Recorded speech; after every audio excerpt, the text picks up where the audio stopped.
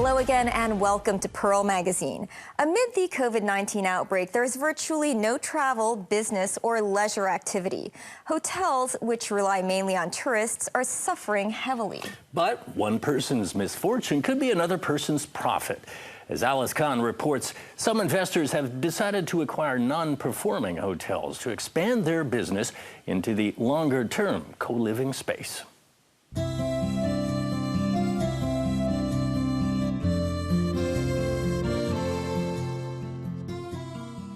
This property used to be Hotel 36 when we acquired this. Over here, the hotel used to have a storage room. We literally knocked down this wall so that residents come out of the lift and they can straight away walk into a shared communal kitchen that they can use for, cooking their meals. And as you can see, we have ovens, cooktops, all available for our residents. This used to be part of the waiting area for the hotel. So we basically converted this entire space into almost like a shared living room and hangout space for our residents. So we redid all the floors to create that industrial feeling. And basically our residents come and chill out here most of the day. We took some of the smaller windows that were here and opened this up into full height windows to have natural sunlight coming into the space. 3 years ago, Sachin Doshi bought a boutique hotel here in Prince Edward and turned it into this 35,000 square foot co-living premises. Sachin spent about $60 million to renovate the entire building. Co-living companies offer residents their own rooms with shared common areas such as the living room and kitchen. Unlike traditional residential leases that require at least a year's commitment, co-living offers the flexibility of shorter-term stays. Doshi's clients are young professionals.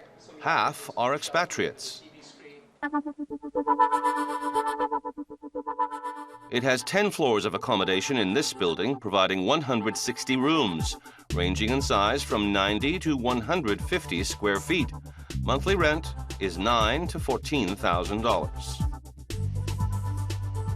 Sachin also has another co-living space in Hong Kong. He'll be opening 2 more this year, offering 700 beds. Doshi is now thinking of expanding his business, aiming to provide 3,000 beds in the next few years. He's been looking at almost 300 properties, mostly hotels, in the past 3 years, but the prices have been too high. He has only bought 4 properties in the last 3 years. But now, with the pandemic hitting tourism and accommodation, larger hotels have gone dormant while owners renovate, and a few small hotels have shut for good. Property analyst Reeves Yan says 10 small hotels have shut down amid the virus slump. Currently, I talked to a few of the hotel operators. I think the occupancy is just around maybe 10% level. So, and also the room rate has been discount 30–40% from the peak. Business hotel has been facing the most challenging time because there's no business travel because of the travel ban. He says 3- to 4-star hotels that target PRC visitors are suffering the most. They're now short of cash and could go under anytime soon. Some of them may even suspend their business, close down the hotel, or some of the owners, operators, they may find the cash flow is really challenging. So at this period, they may consider to sell off the hotel. That means some investor, if they want to buy hotels for other use like service apartment or co-living, this is a good time for them to enter the market. The Paris Hotel in Jordan has 37 rooms, but it closed down. It was bought by a co-living operator. Reeves says the price gap between the sellers and potential buyers was 30% pre-pandemic. It's dropped to around 20%. Does Sachin feel he's profiting off of the death and misfortune of others during the pandemic? I think it certainly creates an additional opportunity for us. Even before COVID, we believe co-living as a new way of living for young people is very attractive. That's because price tags on many of these budget hotel properties are much lower now than before the pandemic. for many of these hotels, the opportunity to continue operating will be quite limited. And some of them will feel the pressure and will need to sell or look at other avenues. Sachin says his occupancy rate is 95% in his Prince Edward property and 55% in Hong Kong. The co-living business is viable and the income is more stable. So co-living really is long-term apartment business. So the risk and the uncertainty in co-living is very different to a hotel. So in a hotel, for example, you need to find a new person to occupy the room effectively every day. He says while the average length of stay in a hotel is less than 3 days, co-living tenants tend to stay 10 months and beyond. So these are people who are making an accommodation decision as their home, and they live in the city, they work in the city, and they want a good quality and a fun place to live. So the risk profile of co-living is very, very different, and it's more similar, really, I would say, to residential than it is to hotel. Reeves Yan says compared to traditional residential, which yields about 2% each year, return for co-living is much higher. For co-living, if you're an investor, they can acquire like a non-performing hotel, they change the fitting, do some renovation, value add to the building, and then have a better rental income. For this kind of investment strategy, normally they can charge a investment return of about 3 to 4%, so which is like 30–40% higher than traditional residential. Other investors have also seen the potential of co-living. This is essentially the dining area here where people can cook, they can hang out. There's a bank of sofas here where they can also enjoy. We have 2 very large fridges with big freezers. All the utensils are included, so and we have washing machines, dishwashers. Alex Bent and his partner Dinesh Nihalchand used to own a serviced apartment. They bought a residential building on a busy street in Jordan and turned it into a high-end co-living residence, targeting young professionals. 2/3 of their clients are expats. They offer 71 rooms, all with en-suites ranging from 120 to 250 square feet. Monthly rates range from $14,000 to $23,000. Alex says privacy is important. Every single studio has its own bathroom, so this one is a little bit concealed. Again, just goes in with the whole paneling of the studio. In the bathroom itself, we have obviously a wall-hung toilet. We have a rain shower and then a hand shower as well. They're also thinking about acquiring some struggling hotels, as they're upbeat about the prospect of the co-living market. We are seeing residential property prices remain high, give or take, and so there are very few accommodation choices for a 25 or 28-year-old young professional. And as I mentioned earlier, the thought of committing a 2-year lease is quite daunting for some young professionals who may not have the financial wherewithal to do that. And so certainly locals coming to this product and giving them that flexibility, allowing them to adapt and allowing them choice. The partners say they'll look for assets in good locations that would attract more tenants. After the break, life goes on, but how has it changed? Stay with us.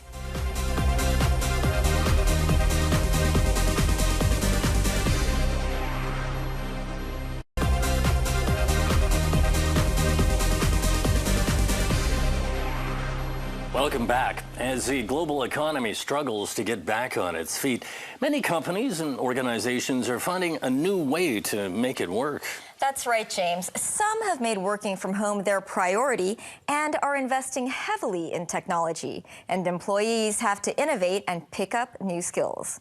Zella Chin reports on what this means for the post-pandemic workplace.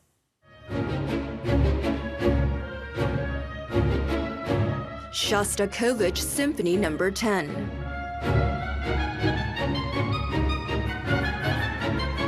This was one of the last concerts that the Hong Kong Philharmonic Orchestra performed before the pandemic halted all public shows.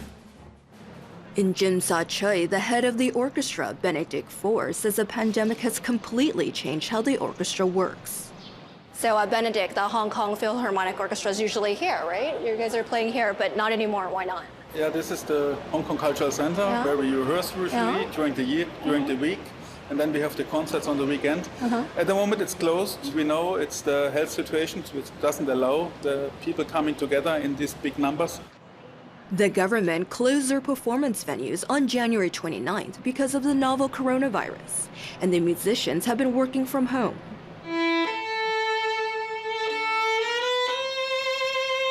Being on stage, playing music, making people happy and seeing the excitement on stage is really what makes me happy. Born in China, Jing Wang studied in the US and came to Hong Kong in 2013 to become the lead violinist of the orchestra. He usually rehearses with his fellow musicians at the Cultural Center Tuesday through Thursday for performance on Friday and Saturday evenings. We get about 2 days, 3 days tops to prepare, every week a new set of repertoire. I work with a big group. We're all very committed to creating the best performance every week. It's a bit too fast. Since the concert hall closed, Jing practices the violin 5 hours a day at home. Okay, can you just play? And he performs for an online audience through social media.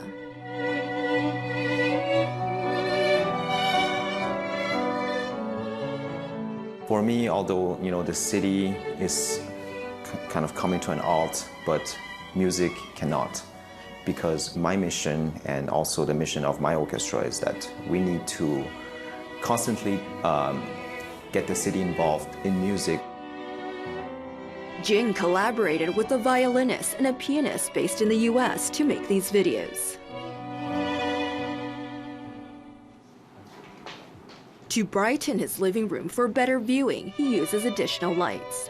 Then Jing listens to recordings of the other musicians on a smartphone and records his performance on a tablet. Coordinating the effort with the others is not easy. So the piano, he has the freedom to actually play with the music. He records first. He has the most amount of freedom. Now comes the first violin part. Now she is in this box where the piano is taking the lead. She has to play a certain way. Now I'm following the first violin because I am the second violin. So when both voices are already pre-recorded, you have to just get this really to this perfection. That's why it was so hard. Even the slightest change of a fraction of a second, you will hear two notes not being together. It took Jing more than 5 hours to record his 2-minute part in the piece. While he has picked up some editing skills, the pianists edited the final video together. Recently, the orchestra collaborated with a production team to make an online video with over 100 singers and musicians. We try to keep our musicians in contact with the audience and to keep the positive spirit of the audience and of the Hong Kong people. And we are producing several video posts. This is educational work, but this is also entertaining. The art studio. Yeah, it's called the art studio. Jing thinks these projects are a good way to attract new audiences. The orchestra has invested in more audiovisual technology for when the concert hall reopens. We get now familiar with all this technology. And we hope to be able to have more of these internet streams in the future, not to replace the concert hall concert, because it is still a very special atmosphere where the orchestra and the audience are in direct touch. There might be reasons why you cannot join this concert, but to listen and to see it on the internet is still another possibility to take part in it. The pandemic has forced people to learn new skills and use new technology to replace in-person interactions at work. And some are using innovative and creative solutions to communicate. Over in Repulse Bay, Claire Kirk has taught art at this international school for almost 20 years. Her 8 to 11-year-old students have been learning from home since schools were suspended in late January. Think about how you use your object cleverly.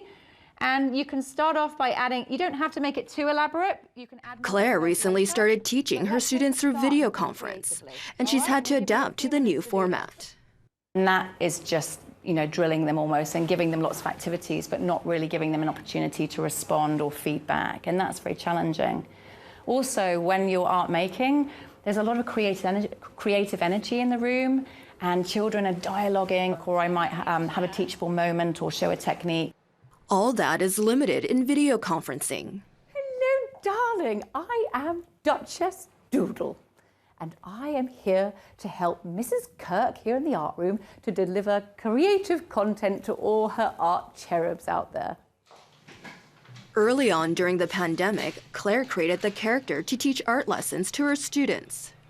Today, the Duchess lectures on how to make watercolor paintings. And today, I'm very excited because we're going to do some watercolor magic. They're going through a really tough time. It's hard being at home in front of a screen. It's difficult for parents. So I felt that more than anything, this is a way to create a little bit of joy using humor and then connect with kids and then just encourage them to do any kind of creativity. Claire learned through trial and error to make videos from scratch. First, camera angles. It's thinking about viewpoints. You'd have, me saying hello and welcoming, and then how to best show them how to do the art making, where you're actually focusing on my hands. And then, so some of those things were quite challenging. After the filming is done, Claire edits the video together and uses special effects for the background. So I've learned a lot about green screen. I started to download effects and then overlay them. But then you realise what your limitations are with certain programs. It has been a learning curve. She puts the finished videos on a website for her students to watch. And Claire collaborated with other instructors to make movies to teach their students. And we're here to get your bodies moving and moving. It's helped us as teachers reflect on how we might deliver content across a grade level more efficiently or effectively. Because I think that there's often times when you might be doing something in science which could be supported through art, where you're integrating with another subject. All her students return to school on May 25th, and Claire plans to use these new skills, experiences, and videos in the classroom. Diana Wu David is a speaker and lecturer. In 2018, she wrote a book titled Future Proof: Reinventing Work in the Age of Acceleration, about staying competitive in the constantly changing world of work. She says even though it's a challenge for classroom educators to teach online suddenly because of the pandemic, it's also a great opportunity. From a business perspective, being online is more scalable. So there are more opportunities. So I'm hugely bullish on online education. I think it can help provide education to people who otherwise wouldn't have access. And it just tears down borders and boundaries and makes things very exciting. The pandemic has changed how companies work, and many people work from home these days. Victor Wright has been at home in mid-levels for 3 weeks. With the pandemic and what's going on, and with the social distancing that the Hong Kong government has really required, it was, I think, very important for us to all kind of work from home, be safe, and kind of go about our business, but in a virtual way. Victor is the president of a regional medical information and marketing services company. The entire 60-person Hong Kong office worked from home in April. Then in May, they split teams to work in the office on alternate days. Victor made changes to the workplace so that's more hygienic and sanitary.